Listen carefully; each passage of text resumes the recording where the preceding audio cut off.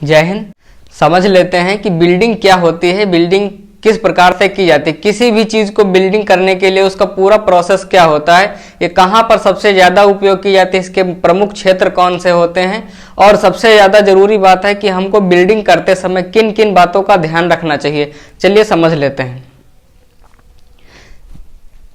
देखिए, बिल्डिंग का मतलब होता है किसी भी चीज को आपस में जोड़ना, किसी भी चीज को आपस में जोड़ना। देखिए, ये दो यहां पर, एक ये वस्तु है और एक ये वस्तु है, ये पहली वस्तु है और ये दूसरी वस्तु है। इसका पूरा मतलब, बिल्डिंग का पूरा मतलब है कि इन दोनों चीजों को, इन दोनों वस्तुओं को आपस में जोड़ना, इन दोनों चीजों को आपस में जोड़ना। जब हम इन दोनों चीजों को आपस में, या दोनों वस्तुओं को जब आपस में जोड़ देंगे तब ये लास्ट में एक हो जाएंगी, इन ये दोनों एक हो जाएंगे। पहले देखिए, इसका शेप अलग था, इसका शेप अलग था और इसका शेप अलग था। मान लीजिए इसका शेप अलग था, इसका शेप कुछ इस प्रकार से था और इसका शेप कुछ इस प्रकार से था। रॉड है, ये लोहे की दोनों रॉड हैं। अब इनका शेप अलग है, इसका शेप अलग है और इसका शेप अलग है। जब इसका शेप अलग है तो और इसका शेप अलग है, अब या तो हम इनको हमको बिल्डिंग करना है, इनको हमको बिल्डिंग करना है, या तो हम इसको इस वाले शेप में लेके आए या फिर हम इसको इस वाले शेप में लेके जाएं। तब हम क्या करेंगे, इसका शेप तो ऑलरेडी कटा हुआ है, जैसे अब अगर इस तरीके से बिल्डिंग की जाएगी, इस तरीके से, तो बिल्डिंग कमजोर हो सकती है, कमजोर हो सकती है। यहां पर जब बिल्डिंग की जाएगी तो कुछ बिल्डिंग इसकी अपेक्षा में, इस वाली बिल्डिंग की अपेक्षा में ये वाली बिल्डिंग कुछ कमजोर हो जाती है। तो अब क्या करेंगे, बिल्डिंग को मजबूत बनाने के लिए, बिल्डिंग को मजबूत बनाने के लिए हम इसको इस वाले शेप में, इसको इस वाले शेप में लेके आएंगे। इसको यहां से कट कर दिया और ये वाला पूरा पोर्शन हमने हटा दिया। जब बिल्डिंग किया तब ये वाला पूरा पोर्शन हमने हटा दिया। जब इस वाले पोर्शन को हमने हटा दिया तब ये वाला शेप इसका आ गया, इस पे आ गया। अब ये वाला पोर्शन इस पे, ये वाला शेप इसका इस पे फिक्स हो जाएगा, ये वाला इस पे फिक्स हो जाएगा, ये वाला इस पे फिक्स हो जाएगा। अब जब बिल्डिंग करेंगे तो इसको आपस में बिल्ड कर देंगे, मतलब इसको आपस में हम जोड़ देंगे। आपस में जोड़ना ही, किन्हीं वस्तुओं को, किसी भी वस्तु को या किसी भी छड़ को, किसी भी लोहे की छड़ को, कुछ भी मान लीजिए, हम उसको आपस में जोड़ना, हमें उसको आपस में जोड़ना ही बिल्डिंग कहलाता है। किन्हीं वस्तुओं को या किसी भी वस्तु को आपस में जोड़ना ही बिल्डिंग कहलाता है। अगर हम बिल्डिंग को दूसरी भाषा में समझें तो यहां पर ये पीस अलग है, ये पीस अलग है। इसको लड़का मान लीजिए, इसको लड़का मान लीजिए और इसको लड़की मान लीजिए। ये लड़का है, ये लड़की है। अब ये दोनों आपस में प्रेम करते हैं, ये दोनों आपस में प्रेम करते हैं। इतना ये प्रेम करते हैं आपस में, इतना प्रेम करते हैं कि ना ये इसके बिना रह सकता और ना ये इसके बिना रह सकता है। जब ये इसके बिना नहीं रह सकता, ये इसके बिना नहीं रह सकता, तो ये दोनों आपस में एक विचार बनाए और कहें चलो हम दोनों मिलकर शादी कर लेते हैं, क्योंकि ये इसके बिना नहीं रह सकता, ये इसके बिना नहीं रह सकता और ये इसके बिना नहीं रह सकता। ये दोनों आपस में एक दूसरे के पूरक हैं। ये इसके बिना नहीं जी पाएगा और ये इसके बिना नहीं जी पाएगा। ये इसको ना देखे ये मर जाएगा, ये इसको ना देखे तो ये मर जाएगा। तब क्या दोनों सोचे कि चलो हम शादी कर लेते हैं। क्या कर लेते हैं, शादी कर लेते हैं। अब दोनों ने प्लान बनाया शादी करने का। यहां पर तो वो लोग खुश थे, यहां पर ये लोग खुश थे। जब अलग अलग थे तब बहुत खुश थे कि यार अलग अलग हैं, चलो मिलकर शादी कर लेते हैं और अपना जीवन हंसी खुशी से बिताएंगे। अब यहाँ पर तो ये इसके पूरक था, ये इसका पूरक था। यहाँ पे दोनों ने शादी कर लिया, यहाँ पे इन दोनों ने शादी कर लिया। अब ये जब इन्होंने शादी कर लिया तो ये आपस में दोनों बिल्ड हो गए। यही होता है बिल्डिंग प्रोसेस। इन दोनों की शादी हो गई मतलब ये दोनों बिल्डिंग हो गए, ये दोनों बिल्डिंग हो गई। यहां पर ये दोनों बिल्डिंग हो गए। अब ये इसमें जो दरार थी ये मिट गई, इसमें जो दूरियां थी, इसमें जो दूरियां थी, ये इसके बिना ये इसके घर जाता था और ये इसके घर जाता था, मतलब ये आपस में कहीं ना कहीं ये मिलते थे। अब क्या करेंगे, जब इन्होंने शादी कर लिया तब इनके बीच में जो दूरियां थी, जो गैपिंग थी, जो इतनी गैपिंग थी, ये वाली जो गैपिंग थी, ये जो गैपिंग थी, ये गैपिंग मिट गई। यहां दोनों ने शादी कर लिया, यानी बिल्डिंग कर लिया, आपस में बिल्ड हो गए दोनों, इनकी दूरियां खत्म। और जब इनकी दूरियां खत्म, अब क्या होता है, ये बिल्डिंग कमजोर कैसे पड़ती है। यहां पर तो बिल्डिंग हो गई, यहां पर तो ये हुआ बिल्डिंग का प्रोसेस। अब देख लेते हैं बिल्डिंग कमजोर कैसे होती है। जैसे ये बिल्डिंग किया था, ये बिल्डिंग पूरा हो, अब जब इसने बिल्डिंग हो गया तो ये पूरा बन गया, पूरी रॉड बन गया। जब तक इनकी शादी नहीं हुई तब तक ये अलग अलग थे, जब तक इनकी शादी नहीं थी तो ये लड़का और ये लड़की दोनों अलग अलग थे, और जब शादी हो गई तो ये दोनों आपस में हो गए, ये दोनों, इनका एक पूरा परिवार बन गया। इसको हम लड़का लड़की ना समझ के इसको हम परिवार समझ लेते हैं। इन दोनों का एक परिवार बन गया। अब इसमें इन दोनों में फूट कैसे आती है, ये लड़का है ये लड़की, इन दोनों में फूट कैसे आती है, यानी बिल्डिंग कमजोर कहां पर पड़ती है, ये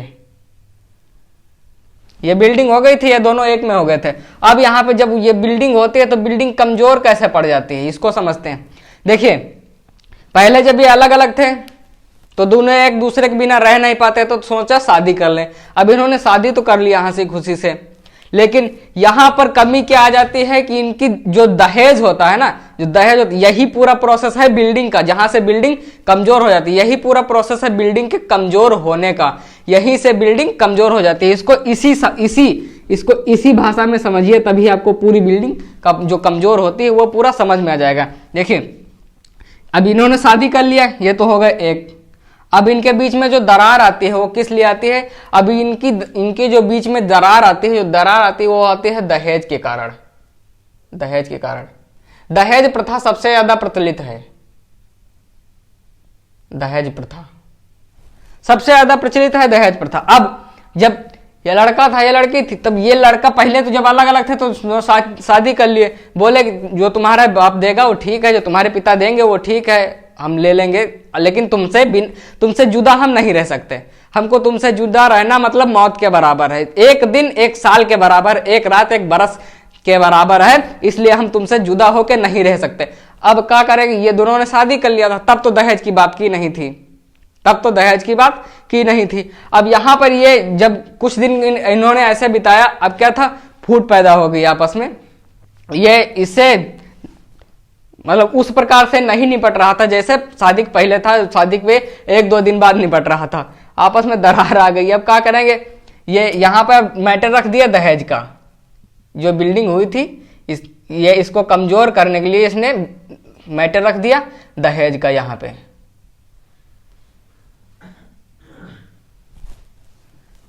मैटर रख दिया दहेज का। अब क्या हुआ, जब दहेज का मैटर रख दिया तो लड़का बोला लड़की से, बोला तुम्हारा बाप कितना दिया था हमको जो तुम्हारे साथ हम जीवन बिताएं, क्या दिया था जो हम तुमको रखें।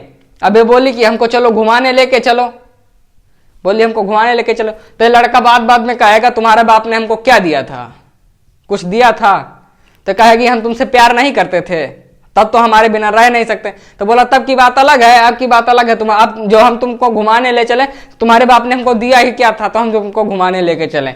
यहीं पे इनमें एक दरार आ जाती है, यहीं पे दरार आ जाती है। इसको दहेज के माध्यम से हम समझते हैं, इसको दहेज के माध्यम से हम समझते हैं, यहीं पे दरार आ जाती है। ऐसा ही ठीक प्रोसेस बिल्डिंग में भी होता है, ऐसा ही ठीक प्रोसेस बिल्डिंग में होता है। देखिए जब बिल्डिंग की जाती है, या तो उसका शेप अलग हो जाए, या तो उसके शेप में कोई भी दिक्कत आ जाए, जैसे ये शेप था, अब इसका शेप अलग था, इसका शेप ऐसे था और इसका शेप ऐसे हो गया, तो जब इनको फिक्स करेंगे तो आपस में नहीं फिक्स होंगे। तो यहाँ पर कुछ ना कुछ इनकी जो होती है, यहाँ पे कुछ ना कुछ डिफेक्ट आ जाते हैं, मतलब दोष आ जाता है कोई ना कोई इसकी बिल्डिंग में। यही प्रोसेस है, यहाँ पे जब बिल्डिंग किया तो यहाँ पर कुछ ना कुछ हमको कमी मिल गई इस मटेरियल में, या तो ये फिक्स नहीं हुआ, या तो इसका जो मटेरियल है ये वाला अलग है, ये वाला अलग है, तो इसलिए यहाँ पर कुछ त्रुटियां आ जाती हैं, इस कारणवश बिल्डिंग कमजोर हो जाती है। अब इसमें त्रुटियां कौन सी आ जाती हैं, यहाँ पर कुछ कैविटेशन हो जाता है, कैविटेशन मतलब यहाँ पर जो होता है ये कुछ बुलबुले हो जाते हैं। जब यहाँ पर हम बिल्डिंग किए थे, अब बिल्डिंग कर रहे थे, तो यहाँ पर या तो कुछ कैविटेशन मतलब या तो इसके मटेरियल में कुछ कमी, या तो इसके मटेरियल में कुछ कमी, दोनों के मटेरियल में अगर कुछ ना कुछ कमी रह गई, या फिर इनका शेप अलग अलग रह गया, ये इसका शेप ये वाला एकदम फिक्स ना होकर के इसका शेप इस प्रकार से हो गया, इसका शेप इस प्रकार से हो गया, इसका शेप अलग हुआ, या फिर इसका शेप अलग हुआ, या फिर इसका मटेरियल अलग हुआ, या फिर इसका मटेरियल अलग हुआ। दोनों का अगर मटेरियल अलग होगा, एक दोनों के फिक्स नहीं होंगे, एक दोनों के पूरक नहीं होंगे, तब तक ये बिल्डिंग आपस में अगर करी जाएगी, इनकी बिल्डिंग होगी, तो यहाँ पर कुछ ना कुछ यहाँ पर कमजोरी हो जाएगी, यानी कुछ ना कुछ इसका मटेरियल में होती है वो कमी हो जाती है, तो यहाँ पर कुछ ना कुछ कैविटेशन आ जाता है। कैविटेशन मतलब होता है छोटे छोटे बुलबुले रह जाते हैं, जिसकी वजह से हमारी बिल्डिंग कमजोर हो जाती है। यहाँ पर इसके बिल्डिंग जो होती है वो कुछ ना कुछ कमजोर हो जाती है। यही होता है बिल्डिंग, मतलब बिल्डिंग के कमजोर होने का प्रोसेस पूरा यही होता है। इन्होंने तो शादी वादी कर ली थी, देखिए इसीलिए कहते हैं बाबू देखो शादी जो करो ना, जो अब लड़की होती है अपने खुद से जो करोगे ना, खुद से करोगे कुछ दिन चलती है, अगर चल गई तो चांद तक, नहीं तो शाम तक। इसीलिए हमको जब भी शादी करनी चाहिए तो माँ बाप से जरूर सलाह लेनी चाहिए। जो माँ बाप खोज कर लेके आते हैं ना, जो माँ बाप खोज कर लेके आते हैं वो हमेशा वो चलता ही है। देखिए अपने माँ बाप को, कभी अलग हुए हैं एक दूसरे से, लेकिन यहाँ ससुराल एक दूसरे के पर दिन लड़ाई होती, पर दिन लड़ाई झगड़ा होता है, लेके कहीं आज इस बात को लेके, कहीं कल उस बात को लेके, यहाँ पे ब्रेकअप हो जाता है, यहीं पे ब्रेकअप हो जाती है, यानी इनकी बिल्डिंग जो होती है वो कमजोर होकर टूट जाती है।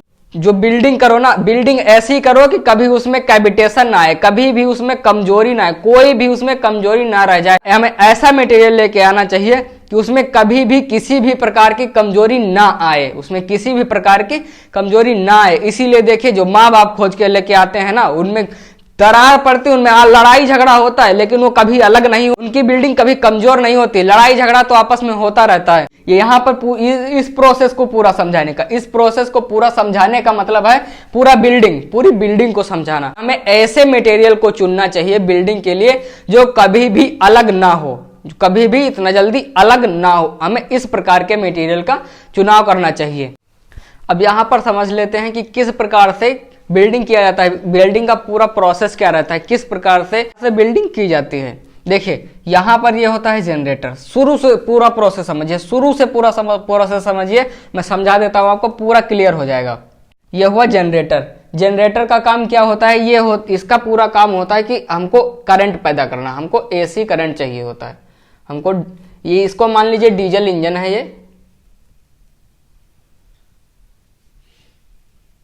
ये क्या है, डीजल इंजन से ये है अल्टरनेटर।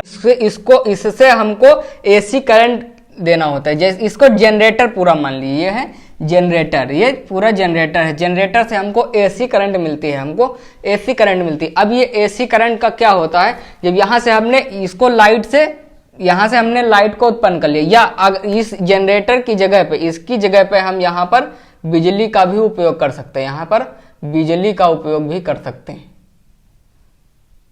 हमको इस मशीन को चलाने के लिए हमको बिजली की जरूरत पड़ती है, अब बिजली हमको चाहिए। मान लीजिए अगर हम लाइट से नहीं इसको कनेक्ट करते हैं, कनेक्ट करते हैं तो इसको हम जनरेटर से कनेक्ट करते हैं। यहाँ पर हमको फिलहाल एसी की जरूरत होती है, इसको एसी सोर्स की जरूरत होती है, एसी पावर की इसको जरूरत होती है इस मशीन को चलाने के लिए, जिससे हमारा बिल्डिंग होती है। तो यहाँ पर हमने समझ लिया कि इसको एसी की जरूरत होती है, मतलब इसको चलाने के लिए, इस मशीन जो होती है इसको चलाने के लिए हमको बिजली की जरूरत पड़ती है। वो बिजली हम चाहे जनरेटर से ले लें या सीधे जो बिजली आती है खंभों के द्वारा, उससे हम इसको ले सकते हैं। यहाँ पर अब क्या किया, हमने बिजली को ले लिया, यहाँ पर हमको बिजली मिल गई।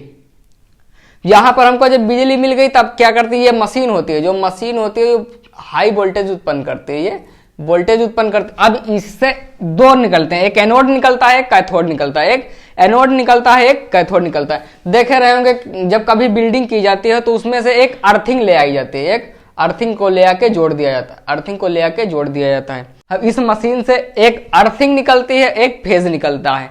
तो अब यहाँ पे हम क्या करते हैं, एक अर्थिंग को ले आके हमको उस मटेरियल में हम इससे कनेक्ट कर देते हैं। आप कभी देखे रहे होंगे कि जब बिल्डिंग की जाती है तो वहां पर एक वायर, एक सरिये के जरिए या किसी लोहे की राड के जरिए वहां पर जिस मटेरियल को बिल्डिंग किया जाता है उसमें उसको टच कर दिया जाता है, और ये होता है केबल, ये केबल होता है, ये मेन वायर होता है। ये अर्थिंग हुआ और ये मेन वायर होता है, दो वायर निकले होते हैं। अब ये जो अर्थिंग होता है तो इसको हमने ऐसे ही ले आके इसको कनेक्ट कर दिया, एक रॉड के जरिए इसको ले आके हमने इसमें अर्थिंग दे दिया। अब ये जो एक रहता है, जो वायर लगा होता है, इसमें एक होल्डर होता है, होल्डर होता है उसमें इसको रॉड को फंसाया जाता है, जिससे हमको बिल्डिंग करना, जो यहाँ पर गलता है, यहाँ पर जो गलता है, यहाँ पर जो गलता है इसके बीच में, जब हम इसको बिल्डिंग करते हैं ना, तो इसको आपस में बिल्डिंग करने के लिए यहाँ पर इस रॉड को गलाया जाता है, यानी इसी रॉड के जरिए इसको आपस में बिल्ड किया जाता है, इसी रॉड के जरिए। ये जो रॉड होता है जब यहाँ पर इसको टच किया जाता है, यहाँ पर तो ऑलरेडी पहले से ही यहाँ पर अर्थिंग टच है, और इसके द्वारा यहाँ पर ले आके हम इसमें जब रॉड को लगा के, इस रॉड को लगा के जब हम इसमें टच करते हैं तो यहाँ पर एक आर्क उत्पन्न होता है, एक आर्क मतलब चिंगारी उत्पन्न होती है। उसी चिंगारी के जरिए रॉड गल जाता है, रॉड गलने के बाद यहाँ पर ये जम जाता है, रॉड जम जाता है, और यही हमारी बिल्डिंग को मजबूत कर देता है, यही बिल्डिंग को मजबूत कर देता है। इसी से बिल्डिंग हो जाता है, इसी से पूरा बिल्डिंग, ये जितना बिल्डिंग किया जाएगा वो उतना ही रॉड गलता चला जाएगा, जितना बिल्डिंग किया जाएगा उतना ही रॉड गलता चला जाएगा। तो इस प्रकार हमारा कुछ बिल्डिंग का प्रोसेस रहता है। सबसे पहले हम क्या करते हैं, जो मशीन लगी रहती है बिल्डिंग करने वाली जो मशीन होती है, उसको एसी करंट दिया जाता है। एसी करंट देने के बाद यहाँ से एक एनोड एक देती है, एक कैथोड देती है, तो एक अर्थिंग देती है और एक फेज को देती है। तो अर्थिंग को ले आके हम डायरेक्ट मटेरियल से कनेक्ट कर देते हैं, जिसको हमको बिल्डिंग करना रहता है। और एक होता है कोई भी लपेटा रहता है उस पे, इसको ले आके हम एक रॉड से कनेक्ट करते हैं। वही रॉड हमारी जब हम इसको टच करते हैं आपस में, जो अर्थिंग होती है और फेज को, दोनों को जब आपस में रॉड के जरिए टच की जाती है, तो रॉड इस मटेरियल का बना होता है कि वो जब इसको टच किया जाए तो वो वहां पर गल जाए, और उस स्थान को जो खाली स्थान रहता है, मतलब ये मान लीजिए खाली स्थान है, जब यहाँ पर रॉड को लगाया जाएगा, इसको जब टच किया जाएगा तो ये धीरे धीरे फिल करता जाएगा, इस जगह को धीरे धीरे से फिल करता जाएगा, और ये आपस में बिल्ड हो जाएगा, मतलब इसकी बिल्डिंग हो जाएगी, कंप्लीट हो जाएगी। अब यहीं पे बिल्डिंग कमजोर क्यों हो जाती है, तो मैंने पहले बता दिया था कि बिल्डिंग कमजोर क्यों हो जाती है, लेकिन अब यही अगर इसमें ही कोई कमी रह गई, मटेरियल ना तो शुद्ध हुआ, या तो मटेरियल ना शुद्ध हुआ, और या तो इसमें कोई डिफेक्ट हुआ, तो यहाँ पर जो कैविटेशन छोटे छोटे बुलबुले बन जाते हैं, इन्हीं बुलबुलों के जरिए यहाँ पर मटेरियल तो भर जाता है, लेकिन इसके अंदर कुछ बुलबुले रह जाते हैं। इसी की वजह से हमारी बिल्डिंग कमजोर हो जाती है। देखिए, बिल्डिंग करते समय यहाँ पर हमको कुछ बातों का ध्यान रखना बहुत जरूरी होता है, जिसमें से सबसे पहले होता है हमको उसका गूगल्स, मतलब हमको सेफ्टी गूगल्स पहनना चाहिए, सेफ्टी गूगल्स पहनना चाहिए, मतलब हमको सेफ्टी चश्मा पहनना चाहिए, जिससे जब हम यहाँ पर बिल्डिंग कर रहे हो, जिससे जो चिंगारी उत्पन्न होती है, जिससे चिंगारी जो उत्पन्न होती है उसका सीधा असर हमारी इन हेडलाइट होती है, ये हेडलाइट आंखों, इन पे सीधे इफेक्ट ना पड़े आके, इसलिए हमको सेफ्टी गॉगल्स मतलब सेफ्टी चश्मे का उपयोग करना चाहिए। दूसरा होता है सील्ड, ये सील्ड होती है, जो इसको ले आके थुत्थर पे लगाया जाता है, यानी मुंह पे लगाया जाता है जब हम बिल्डिंग कर रहे होते हैं।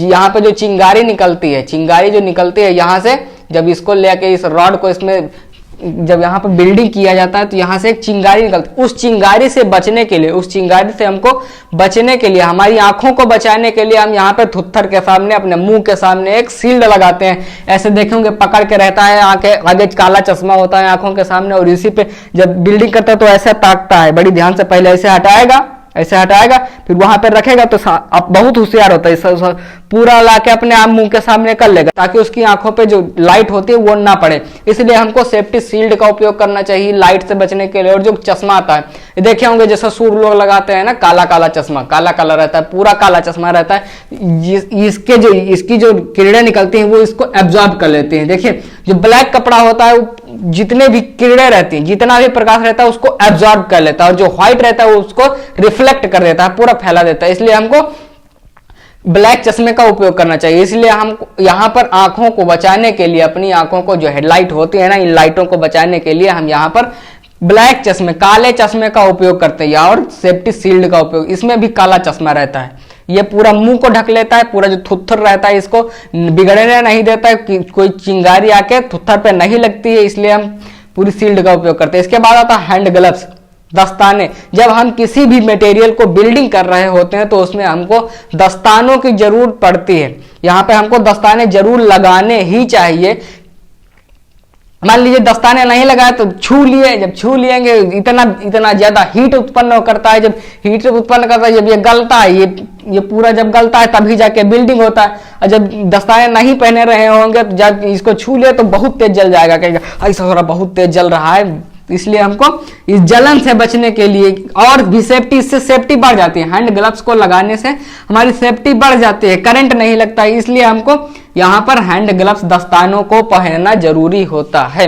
किससे बचने के लिए? एक तो इससे जो हीट उत्पन्न होती है उससे बचने के लिए, दूसरा करंट से उत्पन्न बचने के लिए, तीसरा जो उसकी जो छिटकता रहता है, जब बिल्डिंग के समय छिटकता रहता है तो बहुत ही ज्यादा गर्म होता है। जब छिटकता है तो बहुत ही ज्यादा गर्म रहता है, तो हाथ पे जब पड़ जाता है तो हाथ जल जाता है। इससे बचने के लिए हमको हैंड ग्लव का उपयोग करना चाहिए।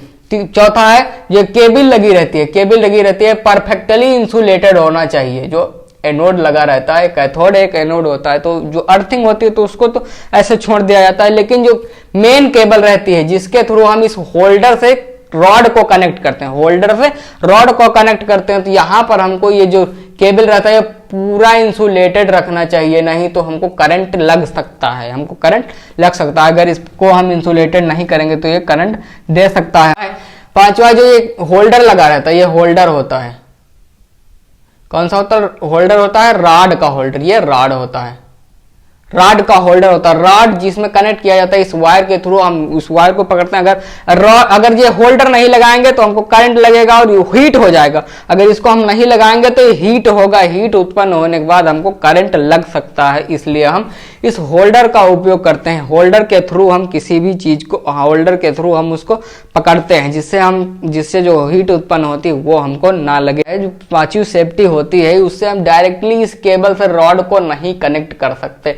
अगर डायरेक्ट कनेक्ट करेंगे तो ये हीट, यहां पर भी हीट हो जाएगा। जब इससे हम इसको टच करेंगे तो यहां पर हीट हो जाएगा और हमको करंट लग सकता है, इसलिए इसमें हम होल्डर का उपयोग करते हैं। होल्डर के थ्रू हम इस रॉड को कनेक्ट करते हैं, जो यहाँ पर हमको, जहां पर बिल्डिंग करना रहता है वहां पर जब रॉड को टच करते हैं तो यहाँ पर हीट उत्पन्न होता है। देखे रहे होंगे कि कुछ दिनों के बाद ये जो होल्डर होता है ये खराब हो जाता है, इसलिए हमको सबसे जरूरी है कि होल्डर का उपयोग करना चाहिए। इसमें क्या समझ लिया?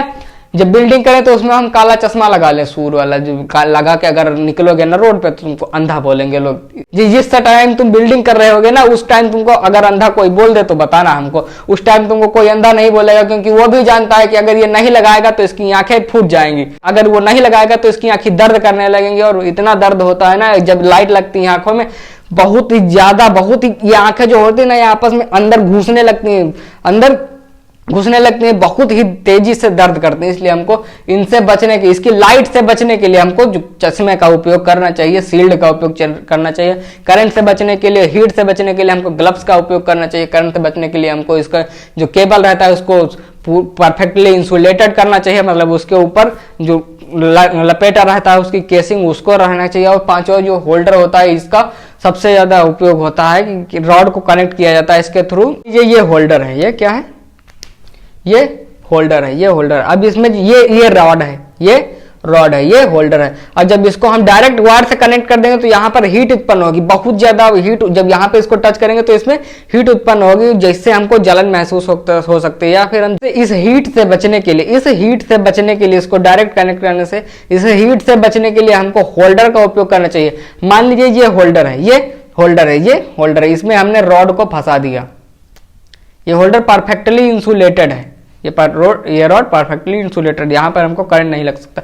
अब जब इसको बिल्डिंग करेंगे, जब इसको इसमें फंसा दिए और बिल्डिंग करेंगे तो जो हीट होगी तो यहीं तक रह जाएगी, हमारे हाथ तक नहीं आएगी और हमारा हाथ जलने से बच जाएगा। जब इसको इसमें बिल्डिंग करेंगे तो रॉड गलता चला जाएगा और बिल्डिंग होती चली जाएगी, हमको करंट नहीं लगेगा। इसलिए हमको रॉड को कनेक्ट करने के लिए होल्डर की जरूरत पड़ती है। अब ये होल्डर, इसमें हमने रॉड को कनेक्ट कर दी, यहाँ से पूरी सेफ्टी हो गई, इसलिए हमको रॉड को होल्डर से कनेक्ट करना जरूरी होता है।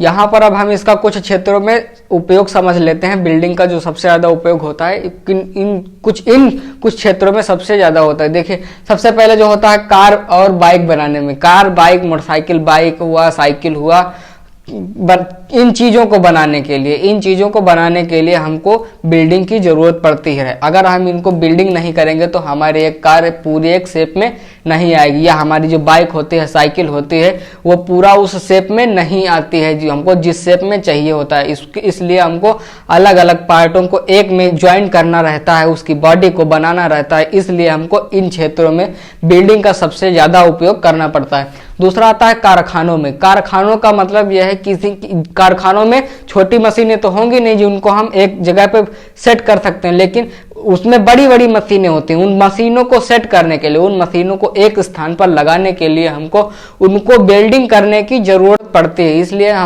हमको बिल्डिंग का उपयोग इन कारखानों के क्षेत्र में सबसे ज्यादा करना पड़ता है, क्योंकि इसमें बड़ी बड़ी मशीनें रहती हैं। तो मशीनों को एक जगह पर रखने के लिए उनको फिक्स किया जाता है कि वो अपनी जगह से हिले ना, इसलिए हमको वहां पर बिल्डिंग करने की जरूरत पड़ती है। और इसके बाद आता है निर्माण कार्य में। जैसे निर्माण कार्य में मान लीजिए हमको एक पुल का निर्माण करना है, किसी नदी पे पुल का निर्माण करना है। अगर उसमें हम सरिया सीमेंट डाल के ऐसे ही उसका निर्माण कर देंगे तो कुछ दिन के बाद ढह जाएगा, वो उतना मजबूत नहीं होता है। इसलिए हमको इस निर्माण कार्य में उसको बनाने के लिए, हमको उसको फिक्स करने के लिए हमको वहां पर बिल्डिंग करने की जरूरत पड़ती है। अगर ऐसे ही बांध देंगे तो वो कमजोर हो जाएगा और उतना ज्यादा मजबूत नहीं रहता। इसलिए हमको उसको मजबूत बनाने के लिए उस निर्माण कार्य में को बिल्डिंग करने की बहुत ही आवश्यकता होती है। इसलिए उसका सबसे ज्यादा उपयोग निर्माण कार्य में, बाइक कार बनाने में, कारखानों में, इन सभी क्षेत्रों में इसका सबसे ज्यादा उपयोग किया जाता है।